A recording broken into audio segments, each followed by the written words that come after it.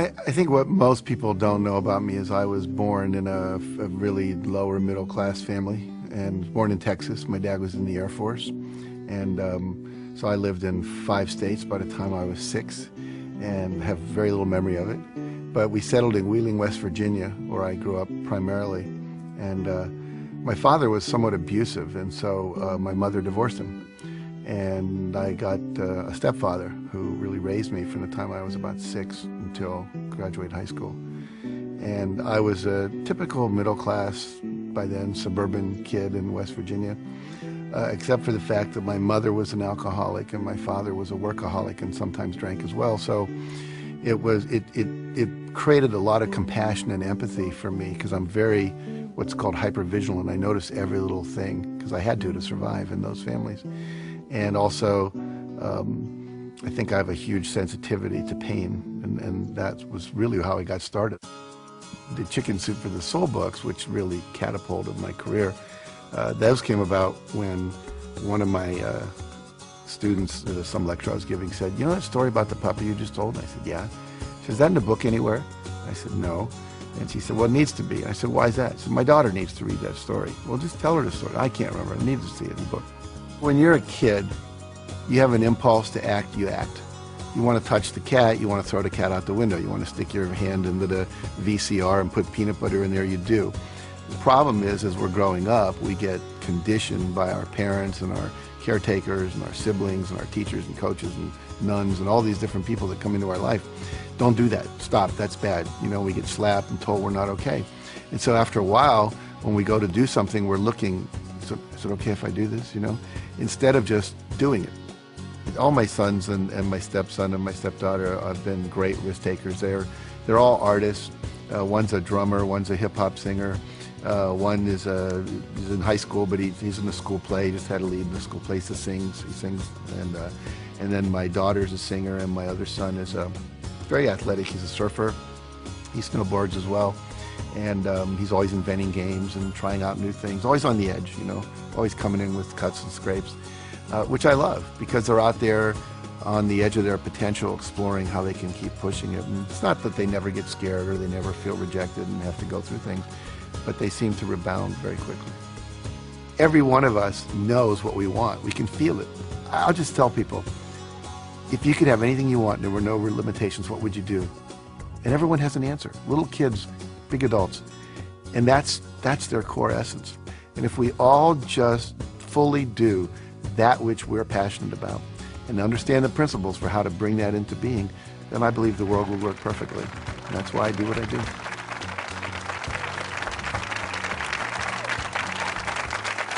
Thank you.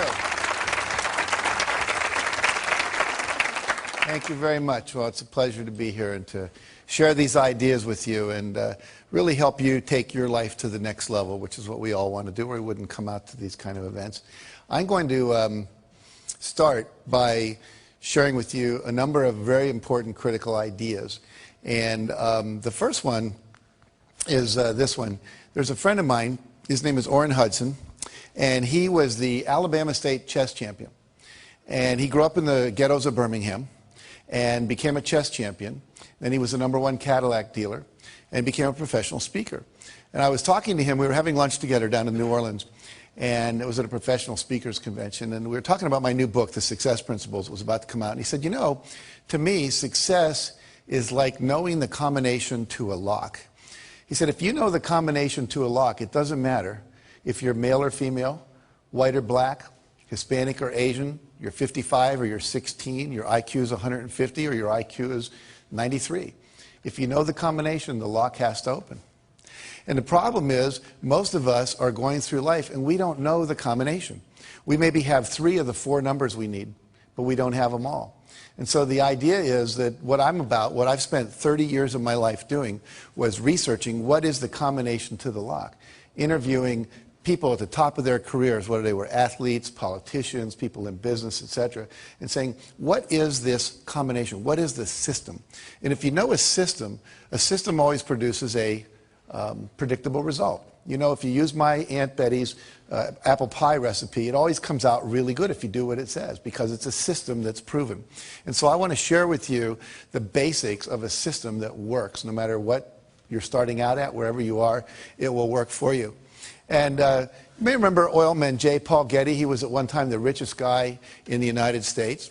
And he said there are 3 secrets to success. It's very simple. He said, you have to get up early, you have to work hard, and he said, find oil. It's that simple, okay? Now, obviously, it's not that simple. If it were, we'd all just go do that. And so I wrote this book called The Success Principles, and in it there are 64 principles of success. 64. Now, that's a lot. A lot of people go, you know, that's like too much to learn. So what I've done for you today, we're going to cover about 8, 9 of those principles, the core essence, the necessary building blocks that if you do them, they'll take you to the next level. Now, the promise I always make people is threefold. If you do this work and you apply it to your life, and the key is apply it, not just listen to it, but put it into practice. Number 1, you can double your income. And number 2, you can double your time off. And you can create more balance in between your work life and your family life and have a lot more fun. And you can do that in 3 years or less.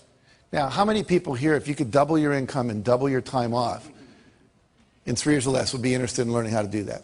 Okay, good response. We're talking to the right crowd. So basically, how do we do that? And I first of all want to tell you that it is possible, because a lot of times people go, well, how do I know I can really trust you? Well, I've done it in my own life, and I've taught hundreds of thousands of people to do this around the world. Just a couple of quick little stories here. We work with a company called Remax of Indiana. It's a real estate company. And we taught them these principles. And in the first year, 65% of the people doubled their income. By the end of the second year, over 85% of the people had doubled their income. And the company had doubled its total revenues. And went on, many people tripled and quadrupled their income in 2 years or less, okay? In my own life, here's one of my students, Scott Schilling. He said, I took your training and I learned these principles. And literally, he said, I made 22% of my 365-day salary in just 2 days after working with you. Now think about that. That's a fifth of his yearly income in 2 years. I mean, 2 days, rather.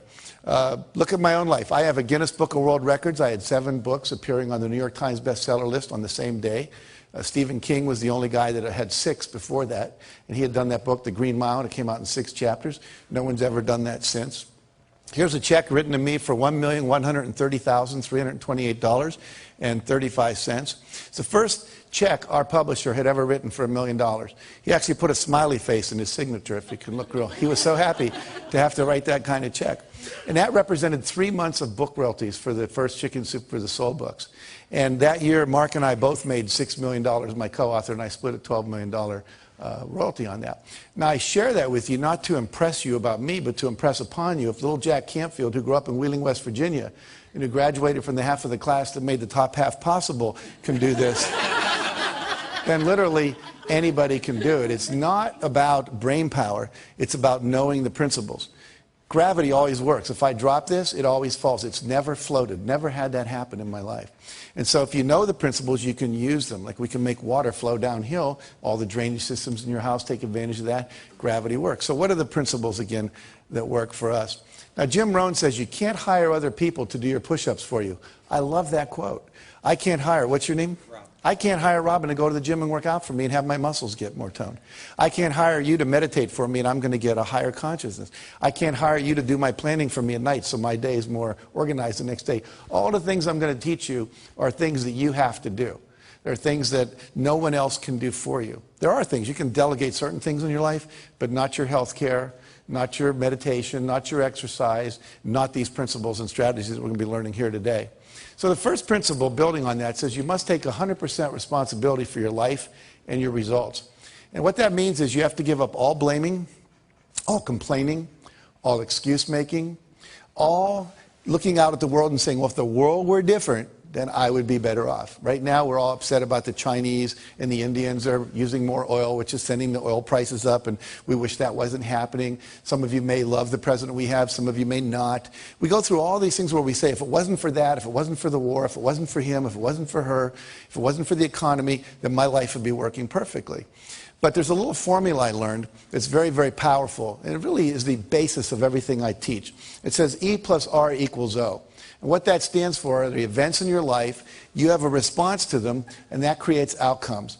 And everything in your life that you experience, whether you love it or you complain about it, is an outcome of how you've responded to earlier events.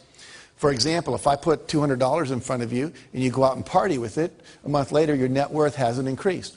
But if I put that $200 in front of you, that's the event, your response is you invested, and then a year later maybe it went up to $250.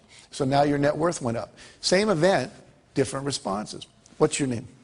Valerie. Let's say I say to Valerie, of all the people I've ever met, Valerie, you have to be the biggest idiot I've ever met in my life. Now, how many people think that would raise her self-esteem? No hands go up. How many people think that make her self-esteem go down a little bit? Yeah. See, everyone that just raised your hand was not listening to the lecture called E plus R equals O. It's not what Jack says to Valerie, it's what Valerie says to Valerie when Jack stops talking. She might have said, oh my God, the man's only known me a few minutes, how'd he figure it out so fast? Right? Her self-esteem would go down. Or she might say, Canfield's only known me for a few minutes. He can't really know what I'm like. I'm sitting in the front row. People that sit in the front row are really willing to participate. I've got a good ego structure. You see me smiling at my jokes. Besides, I'm one of the more attractive women in the room. Probably can't keep his eyes off me anyway. Now, if he said that, which way would her self-esteem go? It would go up, see? So if she says that. So basically, it's not what people say to you. It's not what they do to you. The world's just out there worlding. It's not personal. And if you want a different outcome, because E plus R equals O is like 2 plus 2 equals 4, and if you're not happy with 4, you've got to change your response. The word responsibility means you have the ability to change your response to something other than what you're currently doing. And if you would do that, you would get a different outcome. Does that make sense? Yeah. So basically, we are responsible to change our behavior until we get the outcomes we want. And that's kind of an experiment. You never know if something's going to work or not. Maybe you're distant from your spouse and you try a new communication technique you learn in a workshop and it works. You go, oh, great. Or maybe you try and it doesn't work. Well, there's just about 500 more you could try. You know, you could read Men Are From Mars, Women Are From Venus, Children Are From Hell, one of those books. And just kidding. But, you know, there's so much out there, so many good techniques. And unfortunately, most people don't experiment with trying on new ones. Life should be approached as a huge experiment. And you just keep experimenting until you get it right, okay? All right, we talked about that, so we'll go to this. E plus R equals O again. I want to give you a business example. A friend of mine during the first Gulf War was a Lexus dealer, and people stopped coming in to buy Lexuses. They were all watching CNN and CNBC and watching the war on TV. And plus, we were having a minor recession, so people were holding on to their discretionary income. So what happens was, he said to his staff, E plus R equals O. There's a war. People are watching TV. Our response is we've been doing the same thing. Ads on the radio, ads in the newspaper, waiting for people to come in. Well, they're not coming in. We better do something different. We're not going to go out of business, but we're going to take a huge economic hit if we don't. So they tried 4 things, one of which worked, and I'll tell you what that was. They said, if the people aren't coming to us, let's take cars to where they are. Okay? So they would go out with 5 or 6 Lexuses, and they'd go to a party. What's your name, sir? Tom. They go up and say, Tom, what do you do for a living? I'm an investment banker. You're an investment banker. How's the investment banking business doing these days? Great. Doing great. What's he eventually going to ask me? What do I do? And I'm going to say I'm a Lexus dealer. And then I would say, have you ever driven a Lexus? Yes. Yes. Did you like it? Loved it. Loved it. You know, we have a new LS400 outside, never been ridden by anyone. It's got the new Nakamichi sound system, quadraphonic sound. It's got the tilt-back mirrors. It's got the new seats that have the air that comes out that can keep you warm or keep you hot, depending on what you need. Would you like to take a little spin with me, see what it's like? Great. So we go and we take a little spin in the Lexus. Now you come back in. Let me ask you a question. How many of you have ever test-driven a new luxury car and then got back in your old car? You know that feeling? You were really satisfied until then. Well, they ended up selling over 60% of the people they did that with a new car within 2 weeks. Because they didn't wait. They tried something different. And if you keep experimenting like that, you'll find the R that works, but you have to be willing to take a risk. And the reason most of us don't do that is we don't want to feel uncomfortable, because all new things require discomfort. I'd like you all to do this with me real quick. Fold your hands like this, and you can do this watching at home, in your hotel room, wherever you might be if you're watching this on a TV set. And notice which thumb is on top, your right or your left. And whatever that is, I'm going to ask you to unfold all your fingers and have the other thumb show up on top. Okay? Don't just move a thumb, but all the fingers are moving. Now, how does that feel? Uncomfortable? Awkward, strange, yucky, wrong, not me, right? Now, what does your body want to do? Go back. Wants to go back, so let it go back. How's that feel? Most of you said better. Tom over here went, oh, like, I'm me again, right? What happens is, literally in life, this is what stops most people from being successful. One of the things is that they would rather be comfortable than do what's required. Anytime you do something different, it's uncomfortable by its very nature. Now, most of you remember learning to drive a car. You were probably awkward. You know, you forgot to hit the clutch when you hit the brake. But after a couple months, you're there driving with your knee. You got a Big Mac in your left hand. You're breaking up a fight in the back seat with the kids with your right hand. No big deal. But you have to be willing to go through that awkward, uncomfortable stage. And most people, unfortunately, won't do that. And so they get locked in what we call their comfort zone.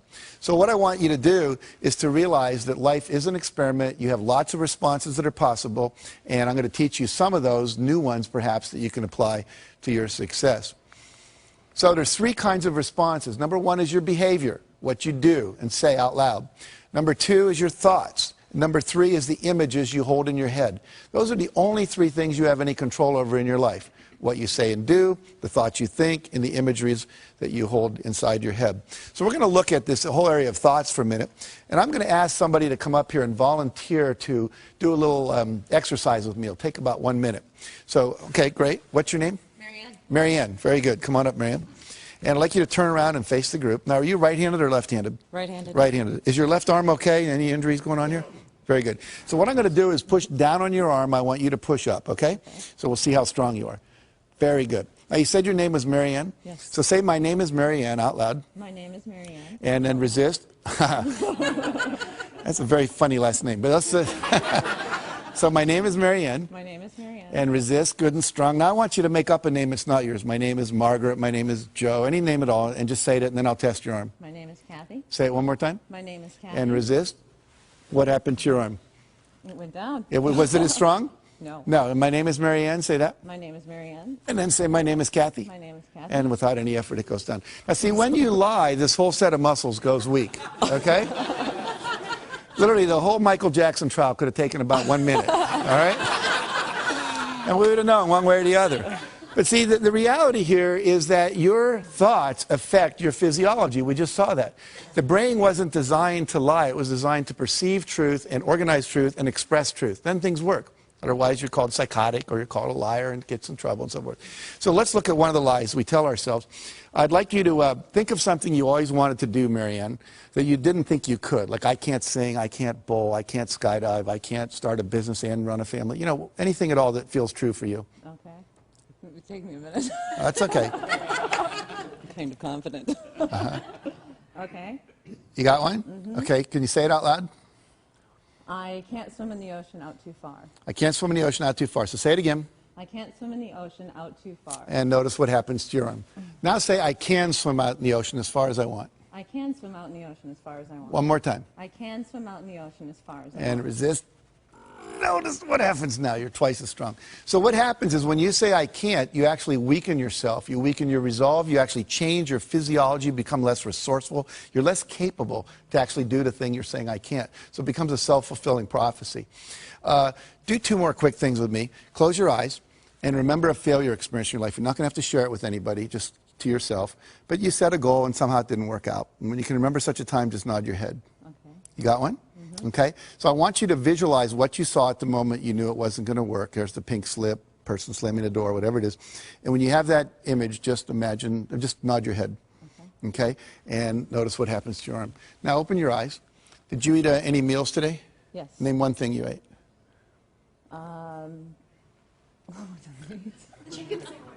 Chicken sandwich. Chicken sandwich. Okay, good. You brought your agent with you? Okay. A friend. Yes. All right. So now close your eyes and remember a time when you had a success experience. You set a goal and you achieved it and you were really proud of yourself. Can you remember such a time? Mm-hmm. And vision what you saw then. Make a real clear picture in your head of what you saw when you knew it was a success. Okay. And resist. No, it's really good and strong. I want you to do one last thing with me, and then we'll talk about what all this means. I want you all to look up at her, look at Marianne, and I want you to think a negative judgmental thought about her. Just make one up. I don't like you, you're an idiot, whatever. Okay? And give her that look parents give their kids when they're disappointed in them. And I want you to resist with all your strength. And notice what happens to your arm. Can't do it. Now smile at her and send a positive thought. Wow, she volunteered in front of all these people to go up there with Jag. And resist. Can you feel the difference? Yes.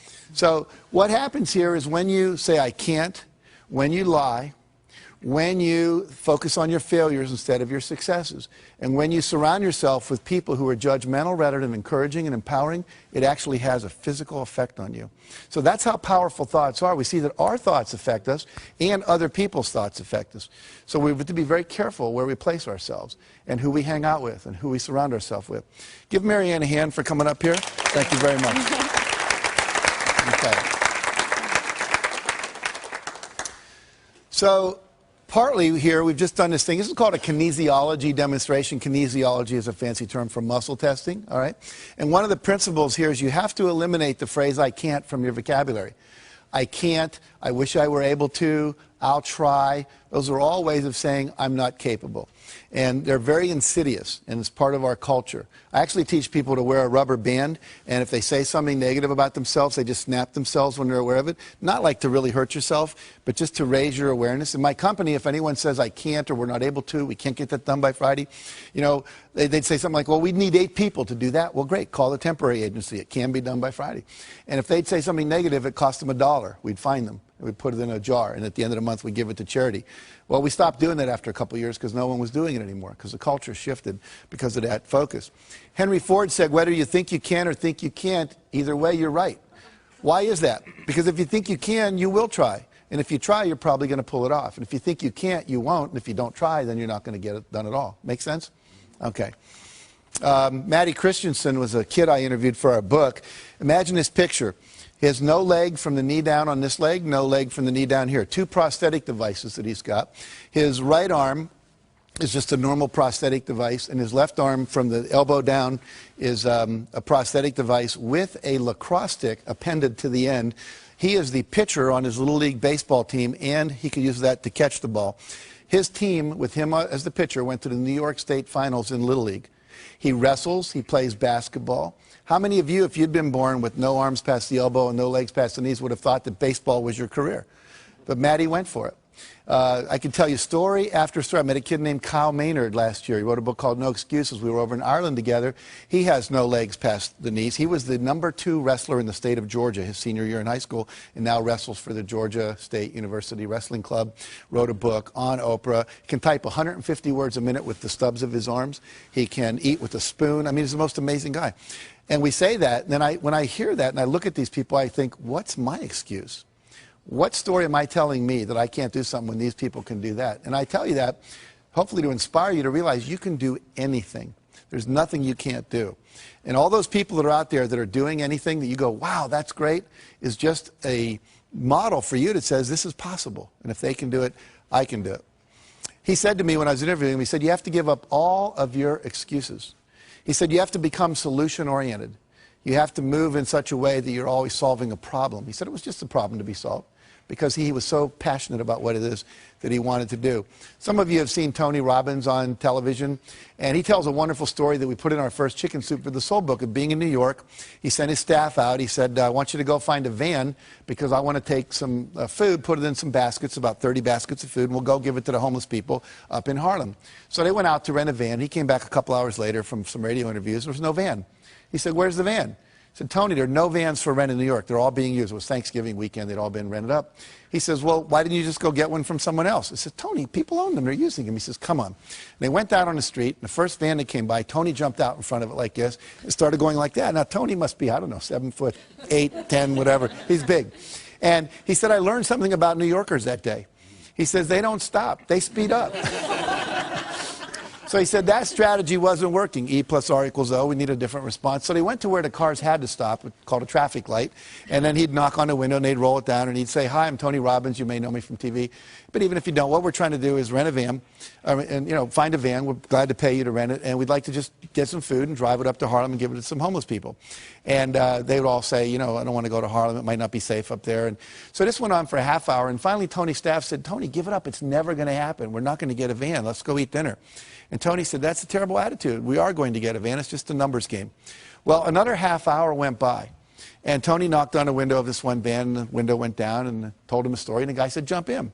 And as he jumped in, the driver reached over and picked the hat up off the seat that Tony was about to sit in, the passenger seat, put it on his head. It said Salvation Army. Turns out the guy was the head of the Salvation Army, Captain John Runnan, for all of New York City.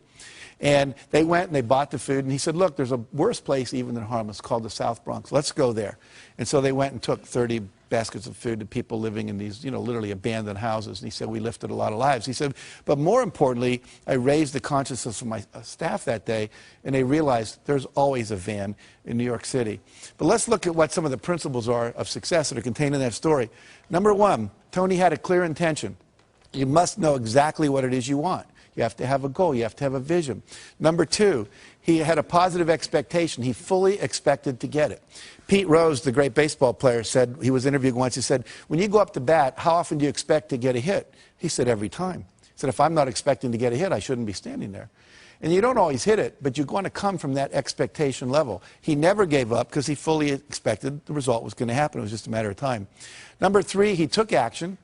Because a lot of times you have great ideas. I was just here today, a guy was talking about, we were talking about horseback riding, and he said, it'd be neat if they made those gel things they put in the feet to put on the saddle of horses, because your butt gets sore when you ride a horse. And I said, that's a great idea, and he just passed it off. I said, no, you ought to do something about that. How many times have you had a great idea, didn't do anything about it, and then a year later someone did something about it, made a lot of money, got the promotion, etc.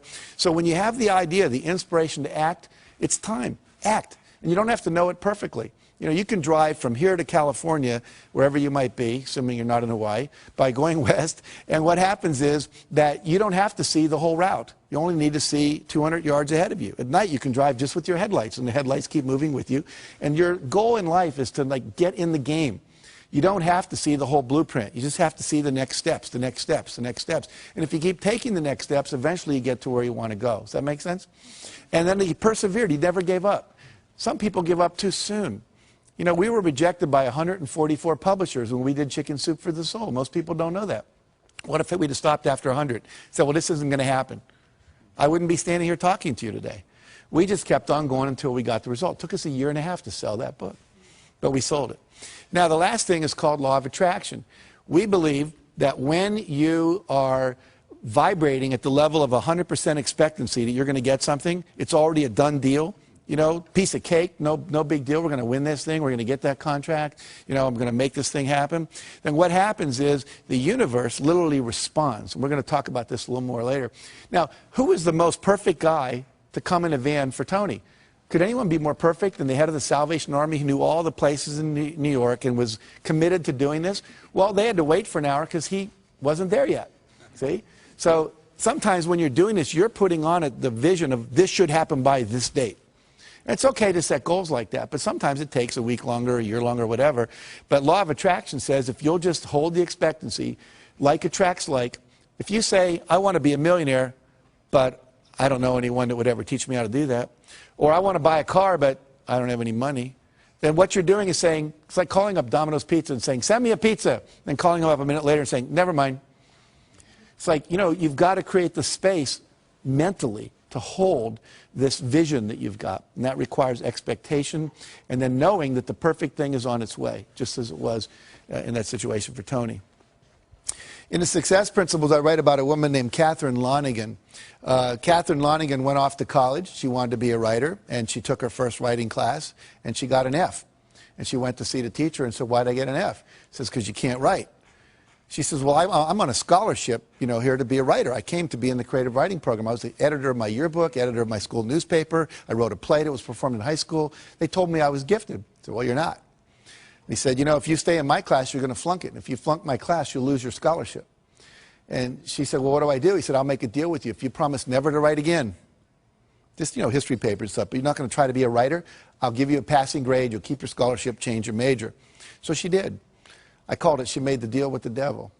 15 years later, she's down in Texas. They're making a movie at the next town over, and down where she lived in Texas, people would show up at the gas station after it rained just to see the oil slick. It was kind of boring there.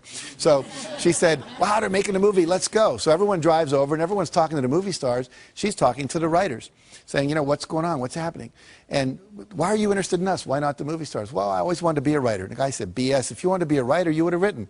She said, I was told on good authority I couldn't write. He was a Harvard professor visiting our campus that year. He said, that's BS. He said, what I want you to do is go write something, send it to me. I'll tell you if you can write. I do it for a living, I know. So she goes and writes a book, sends it in to him. He sends it to an agent in New York, and they publish it. Her next book was called Romancing the Stone. The book after that, Jewel of the Nile. Both made into movies with Michael Douglas and Catherine Turner. So what's the deal here? 14, 15 years of her talent wasted because she bought someone else's evaluation of her. My friend Terry Cole Whitaker says, she wrote a book called What You Think of Me Is None of My Business. You know? Do not let other people's evaluations of you control you, okay? It's just an E. Your response is, thank you very much. You keep pursuing your passionate dream, okay? Now, another principle is you've got to drop out of the Ain't It Awful Club. What does that mean?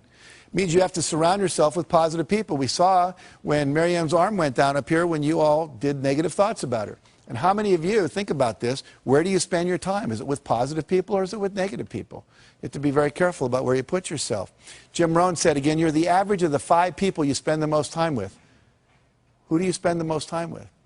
They're a mirror back to you at what level your life is actualizing at. If your friends are victims and their lives aren't working and their marriages don't work and they're not making money, that's a reflection back. If you're working out with people and hanging out with people that are at a higher level, then that's a reflection back. And what I teach people is always try to get with the people that are the next level up.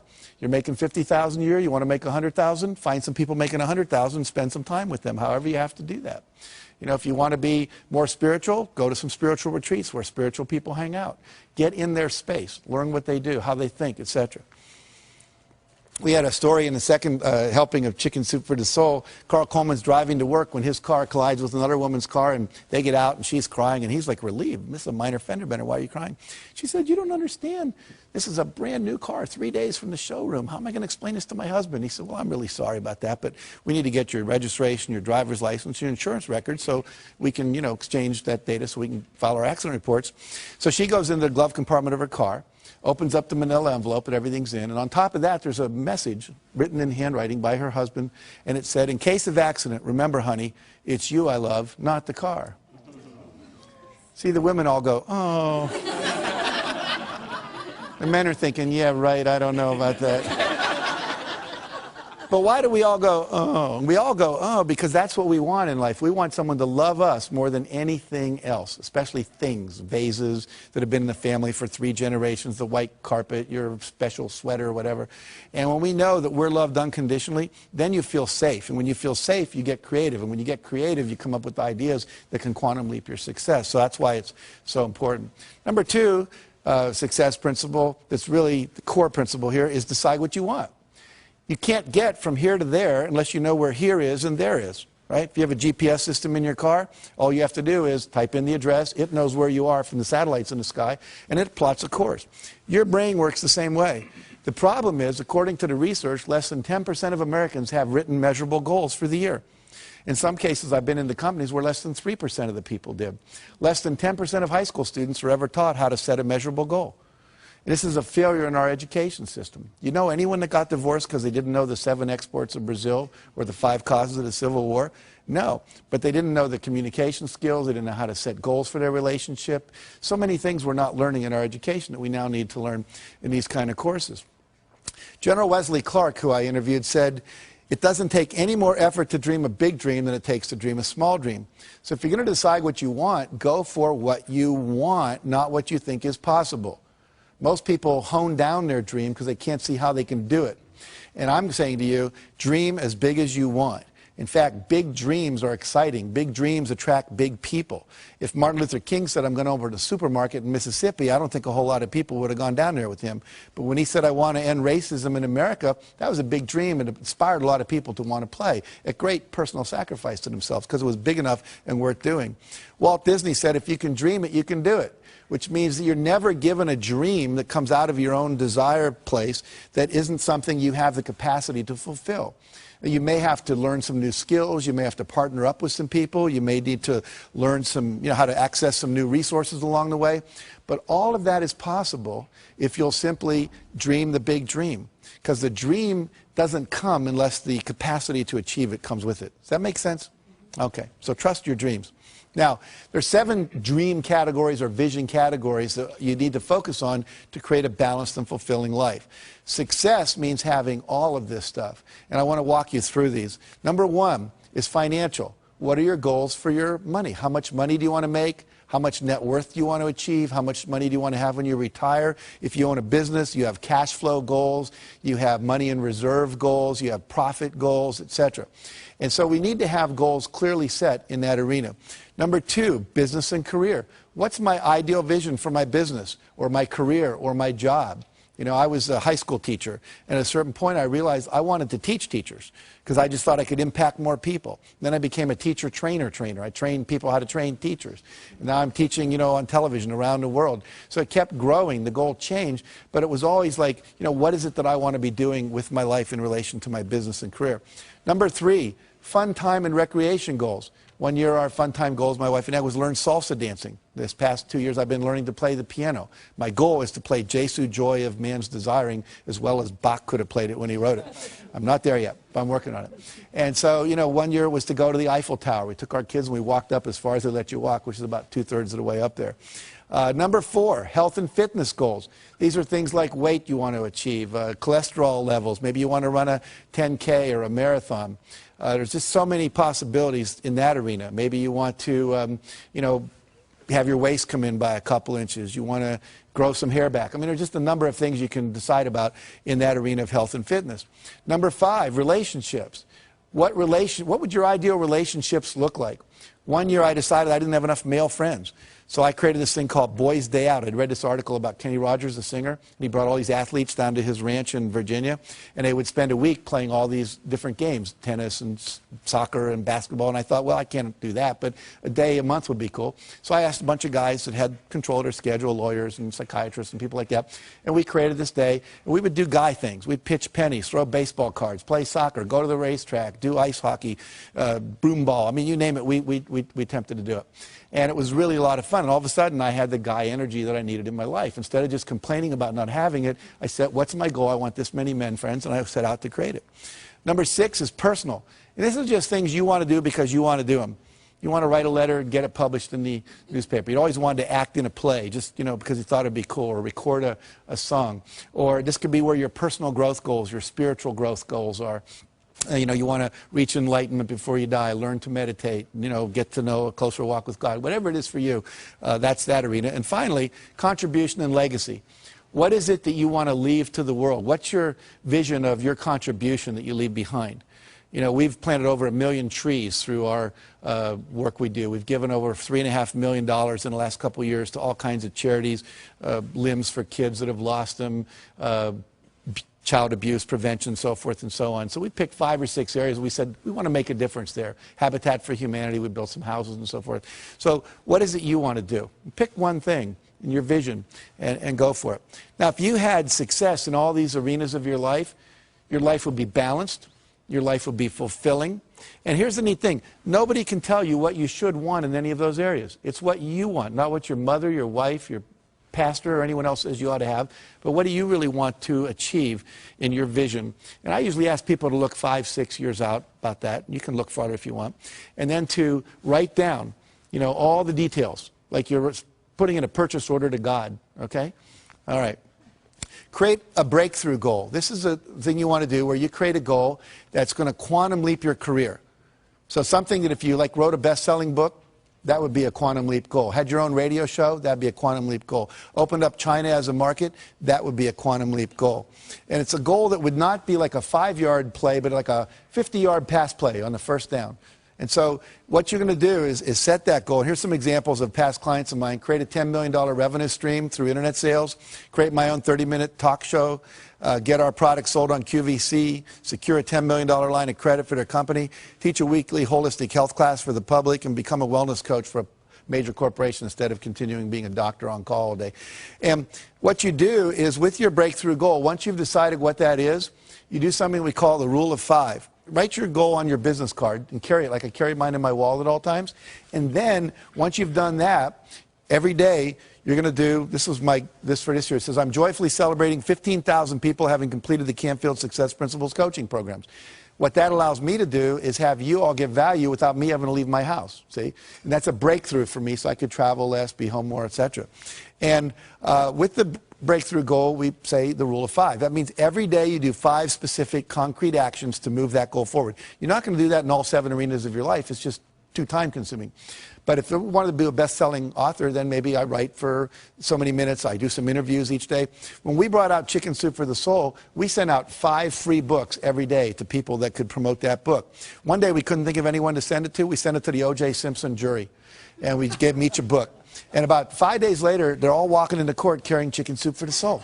And the cameras are all going, made national news. And so if you just do something every day toward that goal, there's something called the law of probabilities, which says the more things you try, the more likely one of them will work. They may not all work, but if you only try 2 things, the law of probabilities is not on your side. Try 100 things, one of them is likely to hit. Does that make sense? Okay, good. Mentioned we did that. And this book, which was rejected by, what? I told you, over 144 publishers, went on to sell 10 million copies in 41 languages because we did 5 things every day. We did not hit a bestseller list until 14 months after the book came out. 14 months. And most people would never sustain it that long. And it was kind of like the universe tests us, I think. How committed are you? How badly do you really want this? And if you go for it and do the rule of 5. Bill Bradley was a great basketball player, played for the Knicks, was All-American at Princeton. In high school, he was an All-American. Every day, he'd find 5 spots on the basketball court, and he would have to shoot 15 in a row before he would go in. And sometimes he'd be out there 2 hours after everyone else had showered and gone home. He did that all through college, all through his professional career. What happens? He goes on, becomes NBA Hall of Famer, later senator from New Jersey, because he was willing to prepare. You have to be willing to do the work as well as dream the dream. The third thing says unleash the power of goal setting. So now we got this vision, things we want, but we have to get and turn them into objectives. And they have to become measurable in time and space. And the key words here are how much by when. I want a big house. Well, what's big? For some people, it's 4,000 square feet. For Bill Gates, it's 35,000 square feet. It's a real different definition of what big is. And by when do you want it? Well, I would like it by June 3rd, or 2007, or I want it by January 5th, 2010. Be very specific. Now, we said it may not show up exactly then, but the more specific you are, your brain will figure out what has to happen to get it to happen in that time frame. So here a person says, I'd like to increase my income. They're better off if they say, I will earn $200,000 by 5 p.m. December 31st. I'd like to spend more time with my husband. Well, I will take 3 long weekend vacations and 1 2-week vacation with my husband by November 30th at 5 p.m. Much more specific. Now the brain knows what to do, okay? I'd like to spend more time with my wife. I'll take ballroom dancing lessons with my wife for 12 weeks from September 21st to December 21st. As soon as we get specific, there's a part of your brain that starts calculating what to do. If you call a travel agent and say, want to go on a trip, what's the first thing they ask you? Where do you want to go and when do you want to go there? And until you tell them that, you're stuck. And your brain works the exact same way, that little GPS system. I'm going to lose weight and get fit. Needs to be, I'll weigh 190 pounds or 140 pounds by a certain date. Make sense? Again, less than 10% of Americans do this. And guess what? 10% of Americans own 90% of America. And guess what? They're the same people because they're clear about what they wanted, clear intention. All right. Next area is images. We now know that your body cannot tell the difference between a real event and an imagined event. Okay? If I were to have you close your eyes and imagine you were standing in the middle of a very small terrace on top of the tallest skyscraper in the world, you'd start to have queasy stomach and your hands would sweat because your body would really think it was there, even though you were safe in this room. Now, we can use that principle to our advantage to create success by using this power of visualization. And here's an example. One basketball team at Ohio State University, they took and they said, we want 1/3 of you, they all had equal foul shooting records, to not touch a basketball for 30 days. The other third, we want you to go out and practice basketball every day for a minimum of a half hour, preferably an hour, shooting foul shots for 30 days. And the third group, they said, we just want you to close your eyes and visualize shooting foul shots. Don't touch a basketball for 30 days. And guess what? First group, as you'd imagine, showed no improvement. Second group, practicing for 30 days, they get 24% improvement. And the third group that only did it in their mind got 23% improvement when they brought them back to the court and had them practice. So what happens here? I wish there would have been a fourth group, right? Practice and visualize. We'd have probably got up in the 30 or 40% improvement level. But what this tells us is simply By visualizing your goal as already completed, by seeing it nothing but net every time, the body starts to respond and adjust itself to create the result. So one of the great success techniques is people that are super successful are often called visionaries, and the reason is they close their eyes and they see the future. You create your future by envisioning it, okay? And I recommend you do that every day at least twice, once in the morning when you get up and once before you go to bed. They did a study at NASA where they took astronauts and they had them wear concave lens goggles, which meant you see the world upside down. Imagine trying to negotiate relationship with me and I'm hanging from the ceiling and my right's my left. It'd be pretty complicated. These goggles had no peripheral vision and they had to wear them 24 hours a day for 30 days. What they were expecting was to see if they'd get nauseous, become hostile, lose sleep, to see how they'd handle disorientation in outer space. What they hadn't predicted was that about 25 to 30 days into it, every one of the astronauts, their brain flipped the image right side up again. They're still getting upside down input, but they created new neural pathways. And they came out of this, the psychologists came up with something they call a 30-day principle. And what the 30-day principle says is that if you want to change a behavior, change a habit, anything at all, you must, in fact, do it for 30 days. Uninterrupted, because they tried a subsequent experiment where they had half the astronauts take their goggles off on day 15, keep them off for one day, put them back on again. Took another 25 to 30 days before they flipped them right side up again. So we know that it's current, contiguous, everyday repetition. This is why most New Year's resolutions don't work. It's why most corporate change programs don't work. It's why most of our school programs don't work. There's not that 30-day uninterrupted. This is why basic training in the Marine Corps does work. Because they got you down there for 6 weeks and they're not letting you out of their sights and you're in a context that's held tight for that 6-week period. So if you want to visualize, your goal is already achieved, minimum of 30 days. That make sense? Okay, good. Let's see here. I'm going to skip over that real quick and get to this. Now, the reason this works, where your vision becomes real when you visualize what it is you want, is there's two things that go on in your brain. You have a vision of what you want, you have the current reality, they don't match. Okay? And what we want to do is purposely create that. It's what advertisers do. Imagine yourself in the new car. It's like the guy getting out of the Lexus we talked about earlier, getting in his old car. The vision of what's possible no longer matches the reality, and that creates a little dissonance or structural tension in the head, which we call motivation, which says, I want that. Until we had that, there was no motivation to do anything different. Any of you women ever experienced visiting a friend with a new kitchen, and then you come home to your old kitchen, and they've got all the new granite and the new appliances and everything's cool? Your kitchen was fine until then. So we want to purposely do that to your brain to motivate you. So you vision the thing you want, your goals and your vision. You hold that in your mind every day for about 10 minutes in the morning, 10 minutes at night. If you have 10 goals, you can cycle through them. I put mine on 3x5 cards, read them, and I close my eyes, see the vision as if it's already accomplished, see the car I want, the program happening in Singapore that we're doing, whatever. Then I go to the next one. I just keep cycling through the cards until I go through all of them. What happens then is you get a perceptual shift. You start to see things in your environment that were always there that can help you never saw before. You get expanded creativity. You start noticing that the things that you want, you wake up in the middle of the night, you're in a shower, you start going, oh, that's how we can do it, that's how we can do it, that's how we can do it, that's how we can do it. And unfortunately, most people aren't having those kind of breakthrough ideas because they're not holding the vision. The third thing that happens is you have increased motivation. You'll find yourself doing things just out of nowhere, boom, you get up and you do something, like volunteering. Sometimes people do, that's not like me, but you just do it because you've been holding this that creates it. Now what happens is that then creates the action that you need to have for the result to occur. Now, I want to show you how this perception shift occurs because this is magical.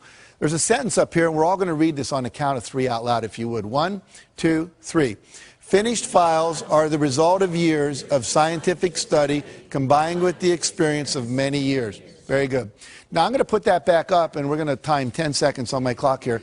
I want you to count the number of times the letter F appears. How many F's are there in that sentence, okay? And when you do this, keep it to yourself. Don't say anything out loud, all right? So here we go.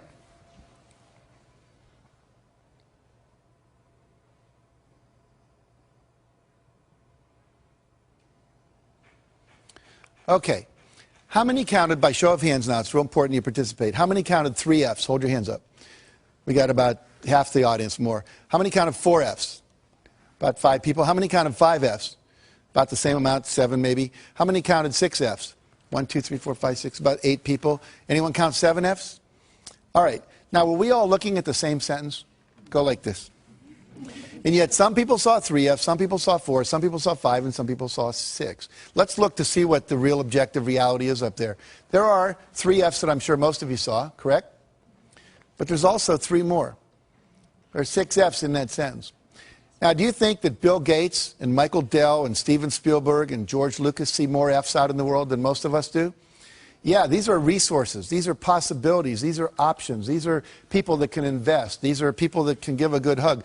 When you visualize what it is you want, it opens up your perceptual filter to let in more information. Right now, you're not aware of what you're feeling in your right foot, but as soon as I say it, you can all feel it. It was getting filtered out by a part of your brain called the reticular system. You are filtering out resources and solutions to your problems all day long. And the only reason you're filtering them out is because you've not had an image in your head that you are going to solve those problems and get those results. Once you do that, it programs this part of your brain called the reticular activating system to open up and let in more resources, to let you see.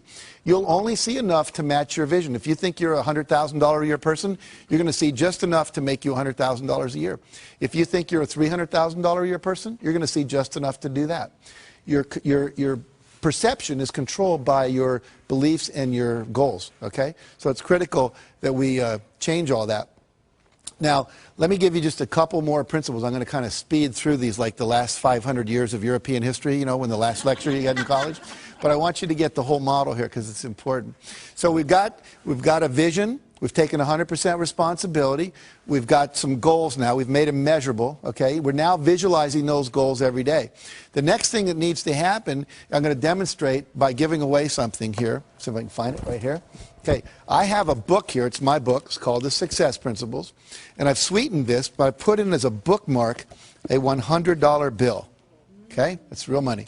And I'm going to give this away to someone here in the audience to illustrate the next principle. Who would like this? Okay. Marianne, good job. Now, what did only 5 people in this whole room do that no one else did? They got off their butt and they took action. And so the next principle is you must take action. When you start visualizing your goals and this GPS system comes in, you're going to start getting little roadmaps, and we call them inspired actions. You're going to start getting inspirations to act. You must act on them.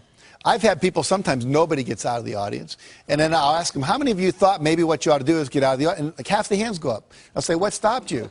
I didn't want to look like I needed it that much. I didn't want to get up there and have me be wrong and look foolish, you know.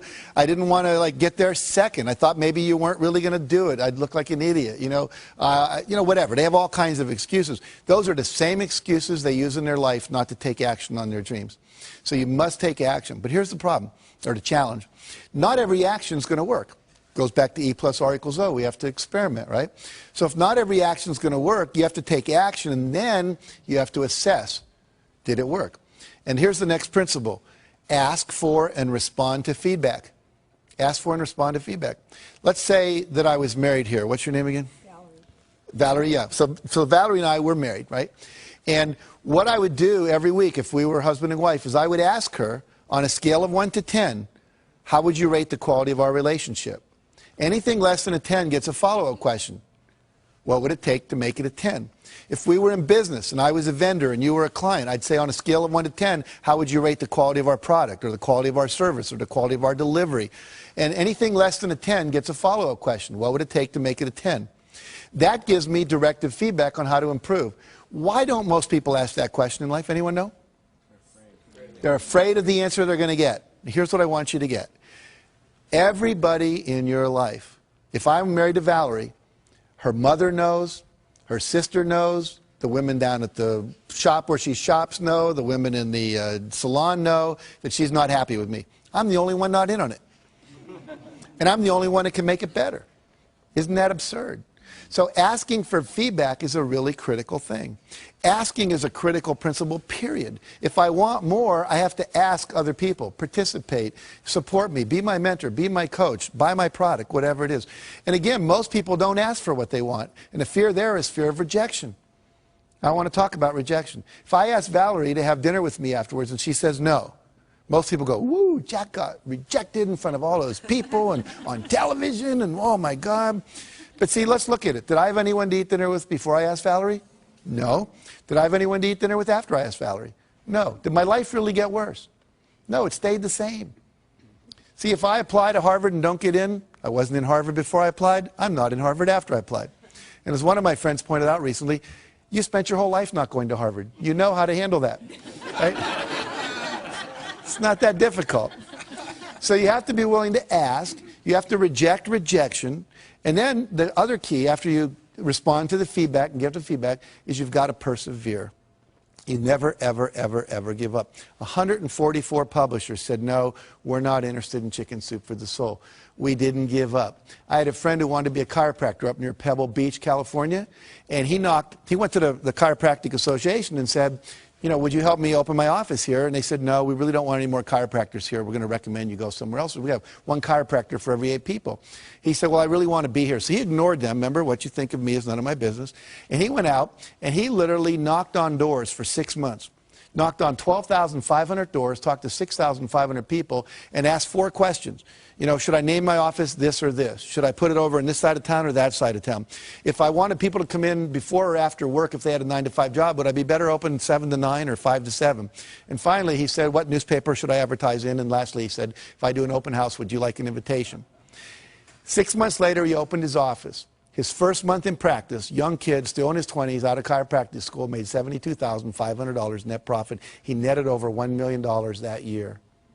Now, what did he do different than most people? He went out and he engaged people. He asked them, would you like to come? Would you get involved with me?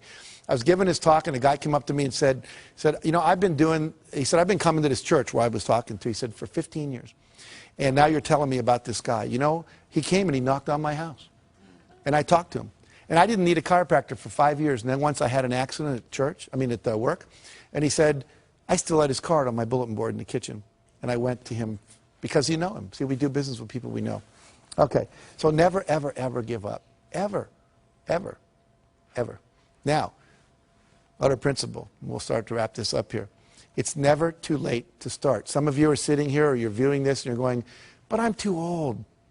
I want to tell you 2 quick stories. Helen Klein. At the age of 55, her husband comes to her and says, I want to train to run a 10K race. That's about 6 miles. She said, are you crazy? We're in our 50s. He said, no, I want to do it. Why don't we just run around the backyard? Now, their backyard was about 3 times bigger than most of our backyards, but it wasn't a ranch or anything. They ran around, and they just dropped dead almost at the porch on the back. Like, and she said, I was so disgusted with myself, I decided the next day I would either walk or run around twice, the next day 3, the next time 4 times. She just kept adding 1 lap every day. Then she started doing it around the block, and she would add a lap every day. Well, in 6 months, she got to the point where she could run a 10-mile race, and she entered it. Now, I met her when she was 83. She was getting an award at the same place I was in California. And she had just finished running a 100-mile marathon. She's run several 24-mile marathons, 5 75-mile ultramarathons, including 1 all the way around Lake Tahoe. She started when she was 55. Cliff Young shows up, Australian, 61, sheep herder, to a race that goes from Sydney to Melbourne. It's about 800 kilometers. He's not wearing Nikes. He doesn't have on Pumas. He's not wearing the latest running gear. All these world-class athletes are there. He's wearing Oshkosh overalls over a T-shirt with a baseball cap, work boots, and galoshes. And they're all laughing at him, like, you crazy? Is this some kind of publicity? So he says, no. He says, what running experience do you have? He says, well, I chase the sheep around. We don't have a horse or anything, so when, you know. Anyway, they take off, and they're going crazy, and they're running and running and running and running, and he just kind of starts shuffling off like this. That night, all the other runners went to sleep. You're supposed to run 18 hours and sleep 6. Well, no one told Cliff you were supposed to sleep. So he didn't know. So because he didn't know, he didn't do it. He said, I've stayed up many nights chasing my sheep around and make sure they didn't get in trouble. So he's running, and he runs right by him, and because he runs right by him, no one tells him to stop because they're all asleep. He cut 5.5 hours off the world record for that race. Okay? So here's the deal. Doesn't matter how old you are. And the other thing important in that story is the less you know about how you should be and you just go for what you want. See, most of us, we have all these beliefs that are limiting us. Find the stories that inspire you and start believing that. Believe you can. Talk to yourself in a positive way. And if you do that, you can create miracles in your life. And I'll end with this story. One of my favorite stories, a minister gets a call from his parishioner. Her name is Aunt Hattie, they call her in the church, and he's Reverend Jim. And she says, I just went to the doctor, and they called me and said that I've got terminal cancer. And they said I got 6 months to live at the max. And I'd like you to come over and help plan my funeral with me. He said, well, he started to try to comfort her. He said, no, don't comfort me. I'm really old, and I've lived my life and achieved all my goals. I'm very happy. But I don't trust my kids to do the funeral right, so please come over and we'll plan it. So he goes over, and they start planning the funeral. She said, I want this, I want to wear this dress. I want this psalm read, and I want this hymn sung, and I want this open casket. I want these kind of flowers. And I want this poem on a card, a memory card with my picture that people can take away. And then she said, I want to be buried, and I want to have my Bible in my left hand and a fork in my right hand. And the minister said, well, I understand the Bible in Hattie, but why the fork? She says, whenever we have those church socials and we're down in the basement and they come by and they say, if it's going to be a really good dessert, they always say, keep your fork. It's not going to be something like Jell-O or pudding. It's going to be apple pie or cherry cobbler or chocolate cake. And whenever they say, keep your fork, I know the best is still yet to come. So when people come by my coffin and they look in and they go, Reverend Jim, why the fork? I understand the Bible. She was very religious, but why the fork? You just look them right in the eye and say, Aunt Hattie knew the best was still yet to come. And so for all of you, if you'll put these principles into action and not think about them, but actually do them, and if you really want to go deeper, get the book or go to one of my seminars or whatever, you can go to my website and download things. It's just jackcanfield.com and take the forms there and use them. I promise you, for you, the best is still indeed yet to come. Thank you very much.